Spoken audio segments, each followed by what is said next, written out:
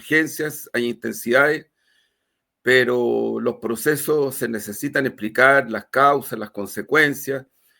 Y yo insisto, ¿cómo llegamos a esto? Porque eso ya es una explicación y un análisis mucho más de fondo para entender lo que está pasando en Chile y por qué está pasando en Chile lo que ocurre.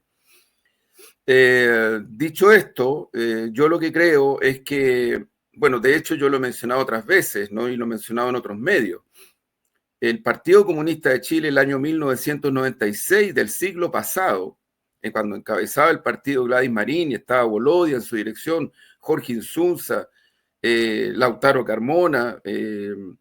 Manuel Cantero, Mireya Baltra, Guillermo Teller, en fin, más o menos la Sola Sierra, en su comisión política, yo alcancé a ser parte de esa comisión política, pero el año 96 del siglo pasado, el Partido Comunista ya advierte de una derechización preocupante y alarmante del país que iba a favorecer a la derecha, al pinochetismo, en sus distintas expresiones. De hecho, antes, el Partido Comunista, si yo no me equivoco, el año 92, pasa a lo que denominó oposición constructiva, porque visualiza que en Chile se estaban instalando, producto del pacto transicional, asentamientos muy marcados para la profundización del neoliberalismo y del capitalismo salvaje en Chile en un contexto de derecho y en un contexto de democracia representativa, en fin, con cambios, y nadie puede negar eso, al contrario, porque además muchos de esos cambios fueron producto de las luchas y las peleas que se dieron y que se siguieron dando de los 90 en adelante. Pero digo esto, Hugo, Nicolás, porque creo que ese análisis hoy día adquiere mayor profundidad y necesidad y urgencia para entender por qué estamos viviendo lo que estamos viviendo, sus causas y cómo enfrentarlo, porque de eso se trata, enfrentar ese proceso. Yo creo que es fundamental ese análisis, yo insisto, y bueno, las urgencias obligan a considerar elementos que están cursando en este momento. A mí me parece que no hay en realidad ninguna novedad del punto de vista de los resultados en relación a lo que obtiene Kast, Kaiser, yo, más allá de las encuestas, ¿no? Matei, en cierta manera, podría para alguien ser sorpresivo, pero para mí no lo es, porque creo que no solamente las encuestas, sino que lo que aquí está cursando en Chile es que aquí no es que haya una derecha más democrática y otra menos democrática. Aquí lo que hay son distintas expresiones de la derecha que tienen objetivos estratégicos muy, muy parecidos unas de otras. Y lo que ha ocurrido es que una parte de esa derecha, UDI, Renovación Nacional, Evópoli, han ido perdiendo terreno y ha ido ganando mucho terreno la expresión de la derecha, que son republicanos, que es Kaiser y que otros sectores más. Y por lo tanto estamos frente a un fenómeno que se reflejó en el resultado electoral de Kast, de Kaiser, de Matei en parte, pero también en las parlamentarias, porque lo que tenemos hoy día es algo que efectivamente no había ocurrido de los 90 en adelante en el Parlamento chileno, particularmente considerando esta expresión de la derecha. Yo insisto, yo creo que ha sido un error garrafal hablar de derecha democrática y derecha no sé qué cosa. Son distintas derechas, por cierto. Obvio que son distintas, pero hacer esas diferencias para tratar de legitimar o justificar tu entendimiento, tu diálogo, lo que sea, el pacto transicional, ha sido un error profundo para la democracia y para los intereses de la soberanía popular. Yo siempre menciono aquí Pinochet, que fue el que encabezó el golpe de Estado, el terrorismo de Estado. Siguió siendo comandante en jefe del ejército y producto de una reforma a la Constitución se transformó en senador vitalicio. Y esa reforma a la Constitución se hace bajo un gobierno de la Concertación. Y me acuerdo perfectamente que con Gladys y otros compañeros y compañeros fuimos al Parlamento a protestar por eso y nos sacaron la cresta, nos apalearon, nos rompieron la cabeza. Y claro, salieron uno que otro parlamentario de la Concertación para afuera cuando les dijeron que afuera estaba quedando la crema con la represión. Es decir, también del punto de vista del asentamiento político, institucional, económico, hay rasgos que yo creo que es muy importante tener presentes para entender lo que está ocurriendo en estos momentos. Hay muchos más elementos, Nicolás, Hugo, pero creo que solo doy algunas señales nomás para poder, incorporo, por cierto, lo que tú dices, Hugo, el cuadro regional, o sea, Milei, gobierno que es, en Bolivia, el resultado electoral que ha habido, en Perú, una regresión profunda, antidemocrática. Estamos en el cono sur en una situación donde el imperialismo yanqui está colocando con mucha fuerza la idea de expulsar la incidencia política y económica de China en este cono sur.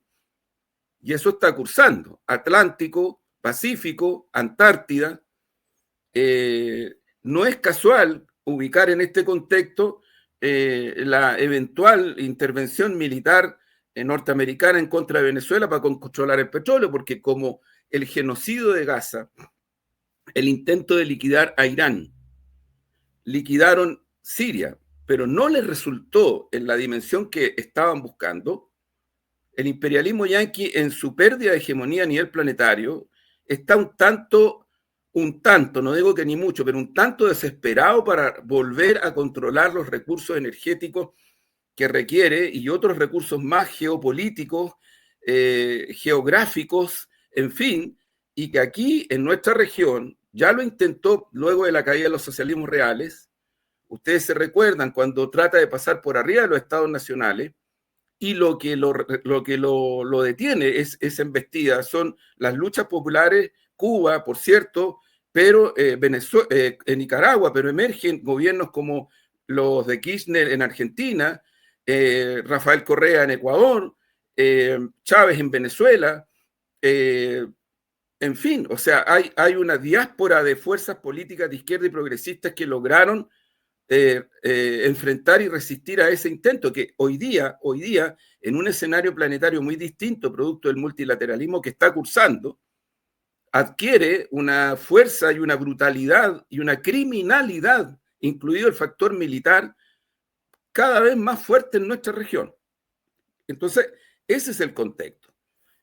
Habría que incorporar más elementos. Pero dicho esto, ¿qué es lo que yo creo que junto con este ascenso muy significativo de estas fuerzas de derecha en la parlamentaria y en la presidencial, porque la votación de Kast, la votación de Kaiser, la votación incluso de Matei, son votaciones significativas, no son menores, son significativas. En ese contexto, no es que tampoco emerja, porque aquí también aquí cuando los analistas, las élites, no quieren reconocer hechos, tratan de imponer sorpresa a la ciudadanía completa.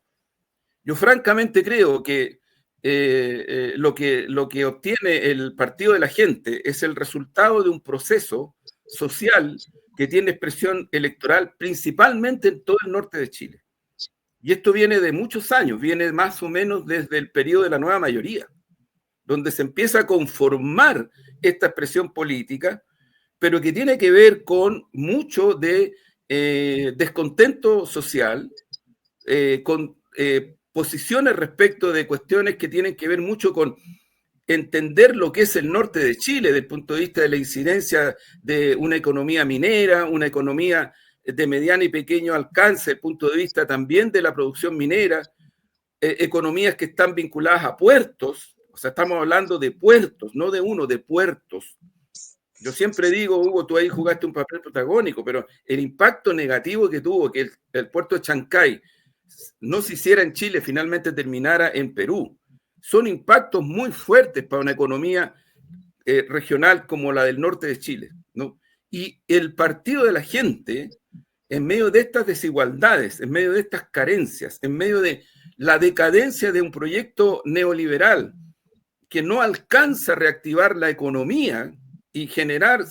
expectativas de enfrentar